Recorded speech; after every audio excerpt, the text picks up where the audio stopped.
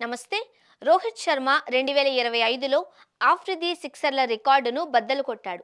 November 30న రాంచీలో జరిగిన ఈ మ్యాచ్లో వన్డే ఇంటర్నేషనల్స్లో అత్యధిక సిక్సర్లుగా షాహిద్ అఫ్రిది రికార్డును రోహిత్ శర్మ అధిగమించాడు.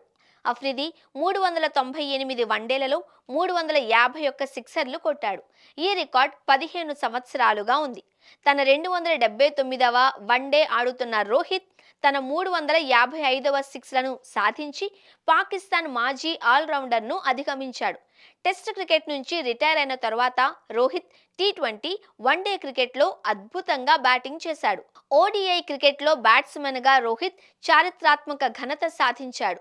టీ20 ప్రపంచ కప్, ఇంగ్లాండ్ పర్యటన తరువాత రోహిత్ టెస్ట్ క్రికెట్కు వీడ్కోలు పలికాడు. 2025లో న్యూజిలాండ్తో జరిగిన ఛాంపియన్స్ ట్రోఫీ ఫైనల్లో ప్లేయర్ ఆఫ్ ది మ్యాచ్గా ఎంపికైన రోహిత్ శర్మ కెప్టెన్ల జాబితాలో చేరాడు. 252 పరుగుల లక్ష్యాన్ని ఛేదించే క్రమంలో 83 బంతుల్లో 76 పరుగులు చేసి భారత్ను 4 వికెట్ల తేడాతో విజయం వైపు నడిపించాడు. క్లైవ్ లాయిడ్ 1975, రికీ పాంటింగ్ 2003 మరియు ఎంఎస్ ధోని 2011 తర్వాత ఐసీసీ ఫైనల్లో ఈ అవార్డు గెలుచుకున్న 4వ కెప్టెన్గా అతను నిలిచాడు. సిడ్నీలో రోహిత్ సెంచరీ అతనికి ఆస్ట్రేలియాలో 6వ వన్డే సెంచరీని అందించింది.